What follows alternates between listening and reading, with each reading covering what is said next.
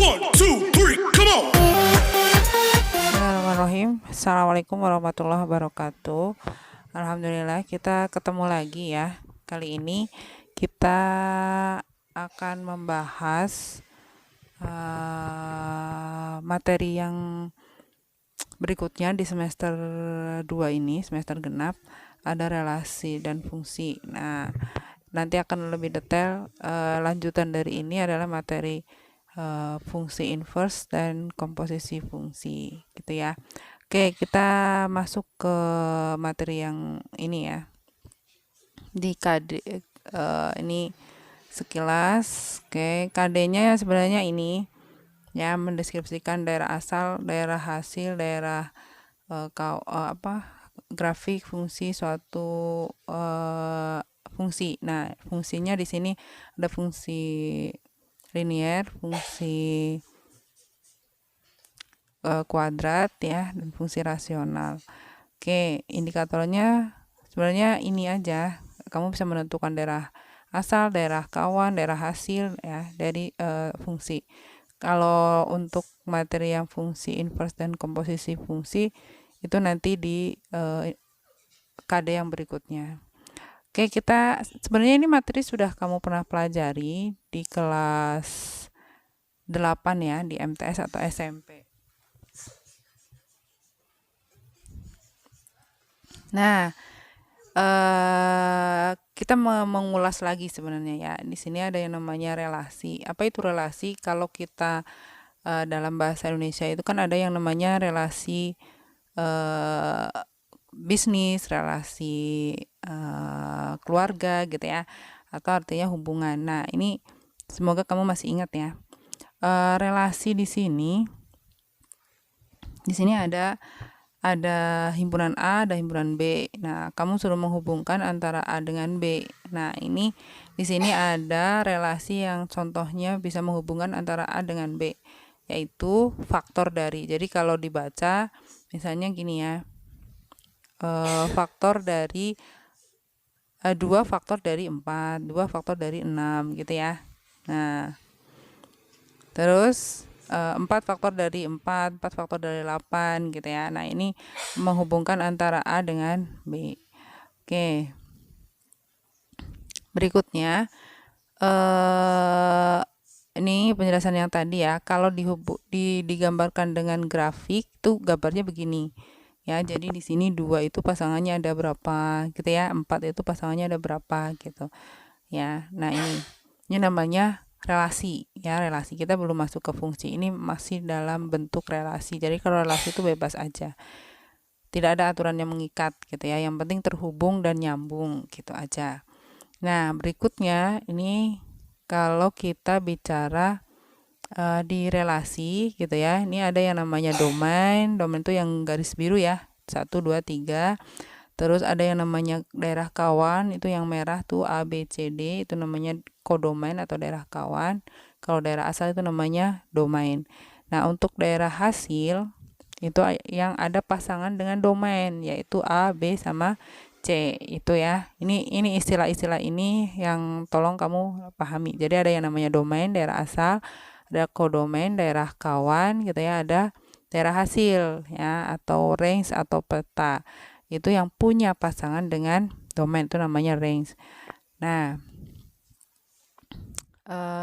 berikutnya menentukan relasi jika diketahui daerah asal dan daerah hasil. Jadi misalnya relasinya apa nih antara himpunan B M dengan N, misalnya Buyung terus IPS, Buyung kesenian. Jadi kalau dibaca itu nyambung gitu. Misalnya Buyung menyukai pelajaran IPS, menyukai bisa gitu ya, menggemari bisa, atau malah kebalikannya, Buyung tidak suka IPS, Buyung tidak suka kesenian, gitu juga bisa ya. Jadi dihubungkan itu nyambung gitu untuk semuanya ya. Terus kalau di gambar yang kedua antara A dengan B, himpunan A dengan B, 1 itu ke 2, 2 itu ke 4, 3 itu ke 6, 4 itu ke 8. Itu kira-kira relasinya apa? Nah, dibaca itu nyambung. Jadi misalnya 1 kali 2, 2, 2 kali 2, 4, 3 kali 2, 6, 4 kali 2, 8. Mungkin relasinya selain setengah dari itu kali 2 ya. Jadi 1 kali 2, 2. 2 kali 2 gitu ya, bisa. Atau 1/2 dari 2, 2/2 dari 4, bisa gitu ya. Jadi kamu bisa menentukan kalimat itu nyambung dibaca gitu ya, tidak ambigu gitu ya, terus bisa dipakai untuk semua anggota gitu ya. Kayak itu untuk relasi. Nah, next. Nah, sekarang kita mengingat kembali untuk materi fungsi. Manakah yang melakukan fungsi? Nah, mana yang fungsi? Ternyata yang gambar pertama itu bukan fungsi, ya. Yang gambar kedua itu fungsi. Fungsi. Bener nggak nih? Nah, coba perhatikan. Di sini ada yang salah ya. Coba perhatikan mana yang salah. Oke, yang bukan fungsi itu gambar pertama, gambar ketiga, ya, gambar keempat itu bukan fungsi. Yang fungsi itu cuma 2, gambar kedua dan gambar kelima. Bentar, ini ada kotret-kotretannya enggak? Oke. Jadi ada yang bukan fungsi, yang bukan fungsi itu yang ini ya, yang duanya punya pasangan lebih dari 1. Terus di sini ada nomor 3, 3-nya nggak punya pasangan, itu juga bukan fungsi. Terus yang ini nih 3 itu punya 2 pasangan, itu juga nggak boleh, itu juga bukan fungsi. Nah, jadi fungsi itu adalah relasi yang memasangkan setiap anggota daerah asal atau domain tepat satu dengan anggota daerah kawan. Jadi daerah asalnya harus punya pasangan ya. Kalau biasanya saya menyebutnya daerah asal itu kalau di fungsi tidak boleh jomblo dan tidak boleh selingkuh gitu ya. Jadi kalau di gambar pertama itu kan ada yang jomblo tuh nomor 3, terus yang kedua juga selingkuh tuh nggak boleh. Terus gambar ketiga itu punya pasangan semua, cuma yang 3 itu dia selingkuh, pasangannya lebih dari 1, itu nggak boleh. Terus yang gambar keempat, 3-nya itu nggak punya pasangan, itu jomblo, nggak boleh gitu ya. Jadi itu bukan fungsi gitu ya. Oke, lanjut. Nah, manakah yang merupakan fungsi? Perhatikan, mana yang fungsi? Nah, yang fungsi itu kalau kamu lihat pasangannya, ingat-ingat ya, dia itu domainnya nggak boleh lebih dari 1. Nah, yang pertama itu kan dia punya pasangan lebih dari 1 tuh, ya. Ya, di sini itu bawah dan atas itu ada 2 pasangannya, nggak boleh. Ya, yang gambar 3 juga itu malah pasangannya ada berapa tuh? Ada 3, nggak boleh. Ya, jadi yang fungsi itu yang gambar yang kedua. Ya, jadi kalau lebih dari 1 titik maka itu bukan fungsi gitu ya. Oke, next. Sekarang notasi fungsi. Nih, notasi fungsi pelajaran SMP lagi ya. F ya, fungsi F memetakan himpunan A ke himpunan B, itu bacanya ya. Kalau digambarkan bentuknya begitu ya, ada himpunan A anggotanya X, himpunan B anggotanya Y. Nah, setiap anggota X di himpunan A dipasangkan dengan Y ya, anggota B dengan fungsi F ya, atau tulisannya F memetakan X ke Y ya, Fx sama dengan Y. Ini notasi-notasinya. Oke, next. Daerah asal fungsi. Nah, daerah asal itu domain ya. Nah, ini ada contoh-contohnya nih. Perhatikan ya yang A. Oh, ini ada kurungnya hilang nih ya. Kurungnya hilang. Jadi F1 dan F3 untuk Fx sama dengan 1 per X min 3. Nah, apakah F1 itu terdefinisi? Perhatikan, kalau F3 ternyata ketika X-nya sama dengan 3, 1 per 0. Nah, jadi tidak terdefinisi. Jadi X itu bukan anggota daerah asal dari F. Ya, itu untuk yang A. Terus yang B, F2 dan F3, F4 untuk Fx sama dengan akar X min 3. Kalau kita masukkan X-nya jadi 2, atau F2 kita masukkan, itu jadinya min 1. Nah, min 1 itu tidak terdefinisi ya. Jadi akar minus 1 itu imajiner. Kita belum belajar ke sana. Artinya F2 jadi X sama dengan 2 itu tidak menjadi anggota daerah asal untuk fungsi f di yang bagian B, gitu ya. Oke, next. Ini ada jenis-jenis fungsi. Fungsi itu punya jenisnya, ada yang namanya injektif. Apa itu injektif? Injektif itu ini. Jika setiap anggota daerah asal memiliki pasangan yang berbeda di daerah kawan. Jadi pasangannya beda. Ya, misalnya X1, X2 anggota A, maka X1 tidak sama dengan X2. Nah, jadi Fx1-nya tidak sama dengan Fx2. Jadi beda. Ya, pasangannya beda. Ya. Itu namanya fungsi injektif atau biasanya disebut dengan fungsi 1-1 atau korespondensi 1-1. Jadi pasangannya itu beda-beda semua.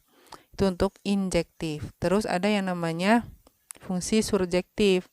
Fungsi surjektif itu gimana? Setiap anggota daerah kawan ya, kodomain mempunyai pasangan di daerah asal. Jadi pokoknya ada pasangannya aja. Gitu ya.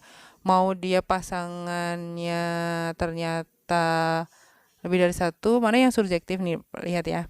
Jadi di B itu, di daerah kawan itu punya pasangan di di A. Jelas ini fungsi ya, jadi harus fungsi. Kalau nggak fungsi bukan fungsi namanya. Nah, jadi syaratnya fungsi dulu. Fungsi ini memenuhi semua fungsi.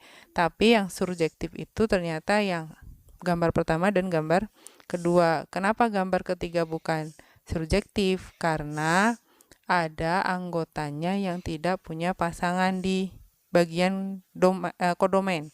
Ya, daerah kawan itu kan yang B. 1, 2, 3, 4 nih gambar ketiga. Tiganya nggak punya pasangan. Nah, itu namanya bukan surjektif. Gitu ya. Kalau daerah A-nya harus punya pasangan karena namanya fungsi. Kalau fungsi harus punya pasangan yang di daerah asal ya. Tapi kalau yang surjektif itu daerah kodomainnya juga punya pasangan. Gitu ya. Next. Ada yang namanya fungsi bijektif. Fungsi bijektif gimana? Fungsi bijektif itu gitu ya, fungsi yang injektif sekaligus surjektif. Nah, gimana tuh? Jadi setiap anggota daerah asal punya tepat satu. Bijektif itu yang korespondensi 1-1 ya. Ya, jadi tepat satu dan nggak ada yang sisa gitu ya, nggak ada yang selingkuh di bagian domainnya gitu ya. Ini namanya bijektif. Itu jenis-jenis fungsi ya. Nah, operasi fungsi sekarang. Ada penjumlahan. Kalau penjumlahan ya berarti fx ditambah gx. Kalau dikurang berarti fx kurangi gx. Kalau dikali berarti dikalikan. Kalau dibagi berarti dibagi. Ini simpel banget ya. Nanti kita akan berikan contoh-contohnya ya. Ini sebagai konsepnya dulu. Jadi kalau ada f ditambah gx berarti fx ditambah gx. Kalau f kurangi gx berarti fx dikurangi gx. Cara menghitungnya gimana, Bu? Cara menghitungnya sama seperti aljabar pada umumnya ya. Aljabar biasa aja. Jadi kalau ada yang pangkatnya 2 ditambahkan dengan yang koefisiennya pangkat 2 gitu. Yang kalau yang nggak punya variabel atau konstanta nanti dijumlahkan dengan yang konstanta. Itu kalau dijumlah. Nanti kita bahas ya di contoh-contoh soalnya. Oke. Ini ada macam-macam fungsi. Kamu bisa lihat di LKS yang sudah ambil LKS ya. Yang belum ambil LKS bisa menghubungi wali kelasnya masing-masing.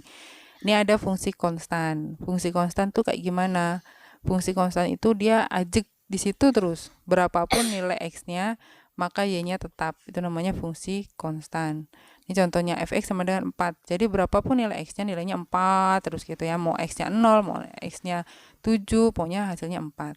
Kalau fx sama dengan 2 berarti semuanya nilainya 2. Mau x-nya 0, mau x-nya negatif, mau berapapun nilainya sama dengan 2. Gitu ya. Negatif boleh nggak, Bu? Boleh gitu ya. Ini namanya fungsi konstan. Terus ada yang namanya fungsi linear. Ya, fungsi linear itu apa?